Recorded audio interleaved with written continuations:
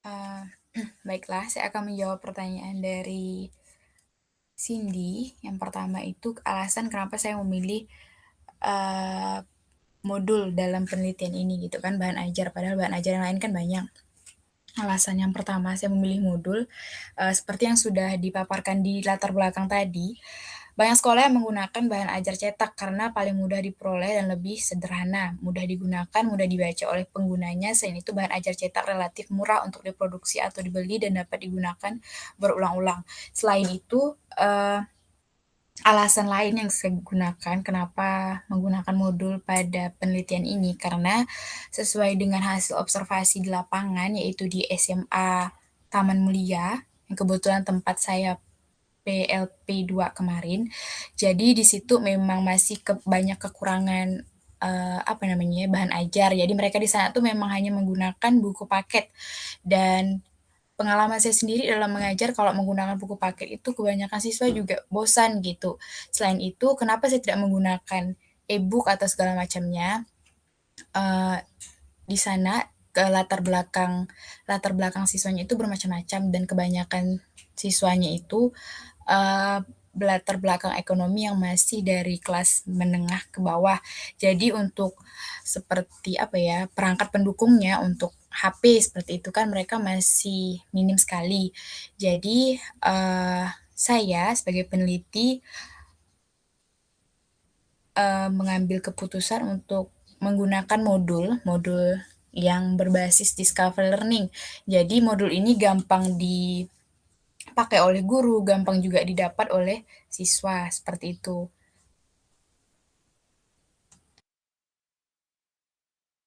Lalu, mungkin saya akan langsung menjawab 2 pertanyaan sekaligus ya dari pembahas, nanti baru setelah saya jawab pembahas, menanggapi. Bagaimana pembahas, boleh kalau seperti itu? Silahkan, baik. Oke, terima kasih. Jadi pertanyaan yang kedua, itu bagaimana cara apa tadi ya, menjawab iya, menjawab dari rumusan masalah tersebut kan. Jadi, untuk memecahkan masalah yang tertera dalam rumusan masalah tersebut, itu dengan cara pertama tadi rumusan masalahnya itu tentang bagaimana kelayakan modul Discovery Learning berbantuan video pada materi persamaan linear tiga variabel. Jadi nanti ini akan ada di tahap metode penelitian. Nah, di sini. Di sini kan ada pengembang bukan ini. Hmm,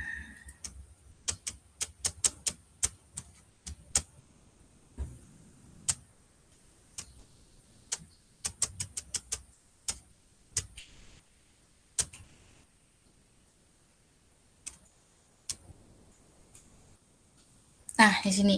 Jadi, nanti setelah modul itu selesai dan sudah divalidasi, nanti kan ada lagi revisi, setelah itu baru diberikan kepada siswa lembar penilaian modul berbasis Discover Learning pada materi persamaan linear tiga variabel. Jadi bisa mengetahui apakah modul tersebut layak pada materi persamaan linear tiga variabel. Selain itu juga kan tadi ada tahapan itu nih melakukan validasi ahli. Ini juga salah satu cara untuk menjawab dari rumusan masalah yang pertama. Lalu untuk rumusan masalah yang kedua, bagaimana pengaruh model discovery learning berbantuan video dalam meningkatkan kemampuan berpikir kreatif peserta didik.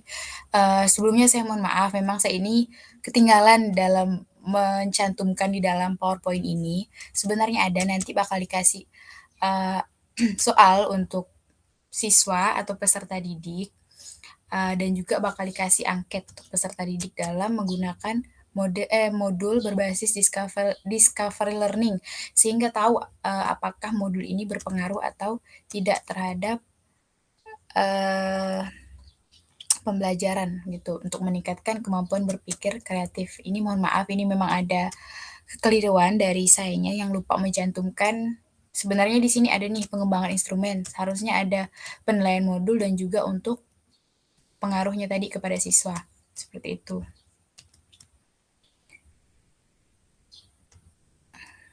Oke, mungkin sekian jawaban yang bisa saya berikan dari proposal tadi dan juga dari pertanyaan yang telah disampaikan oleh pembahas 1. Bagaimana Cindy, apakah jawabannya bisa diterima atau ada sanggahan lagi? Baik, terima kasih kepada peneliti yang sudah menjawab pertanyaan dari pembahas. Untuk pertanyaannya mungkin sudah dapat diterima dengan baik. Terima kasih. Sama-sama, terima kasih kepada pembahas. Lalu pertanyaan dari pembahas 2, yaitu tentang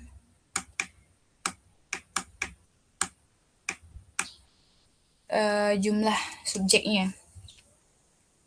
Jadi, subjek penelitian yang digunakan dalam penelitian ini yakni peserta didik kelas 10 MIA yang sudah mempelajari materi persamaan linier 3 variabel. Lalu untuk penelitiannya sendiri, untuk uji coba lapangan awal, subjek yang digunakan peneliti itu berjumlah 9 orang peserta didik. Lalu untuk uji coba lapangan subjek yang digunakan peneliti berjumlah 36 orang peserta. Jadi, uji coba lapangan awal itu 9 orang peserta didik dan 36 peserta itu untuk uji coba lapangan setelah modulnya itu direvisi oleh ahli tadi. Pemilihan ini berdasarkan teknik purposive sampling menurut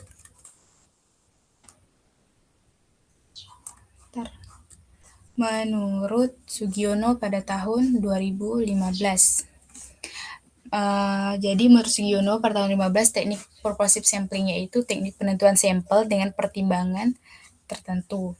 Jadi alasan kenapa peneliti memilih kelas MIA dengan jumlah subjek 9 orang pada penelitian awal karena peneliti merasa di kelas MIA ini bisa diterapkan modul tersebut gitu karena berdasarkan pengalaman yang telah dialami selama PLP 2. Jadi itu alasannya. Karena tadi kan kalau menurut Sugiono itu teknik purposive sampling ini teknik penentuan sampel dengan pertimbangan tertentu. Jadi pertimbangannya itu karena alasannya si peneliti ini sudah punya pengalaman sendiri di kelas 10 MIA ini. Makanya bisa memutuskan untuk mengambil sampel di kelas 10 MIA. Gitu. Pada pembahas 2, apakah jawabannya bisa diterima atau ada sanggahan atau saran lagi dari pembahas 2? Oke, terima kasih atas jawabannya. Mungkin tidak ada lagi sanggahan ataupun apapun itu, cuman ya itu tadi, semoga untuk kedepannya bisa diperbaiki agar jumlah sampel yang digunakan bisa dicantumkan ke dalam bentuk proposalnya. Terima kasih. Oke, terima kasih. Apakah ada lagi pertanyaan dari pembahas 1 dan pembahas 2? Atau sanggahan atau saran untuk tampilan dari PowerPoint mengenai pemaparan proposal penelitian? Mungkin cukup. Oke, terima kasih. Kalau memang dari pembahas 1 dan pembahas 2 sudah tidak ada lagi yang ingin disampaikan, saya ingin mengucapkan terima kasih kepada pembahas 1 dan pembahas 2 yang telah menyempatkan waktunya dan juga telah memberikan partisipasi sehingga saya dapat memperbaiki lagi proposal penelitian ini untuk kedepannya. Mungkin sekian yang dapat saya sampaikan, kurang lebihnya saya mohon maaf. Wassalamualaikum warahmatullahi wabarakatuh. Waalaikumsalam warahmatullahi wabarakatuh.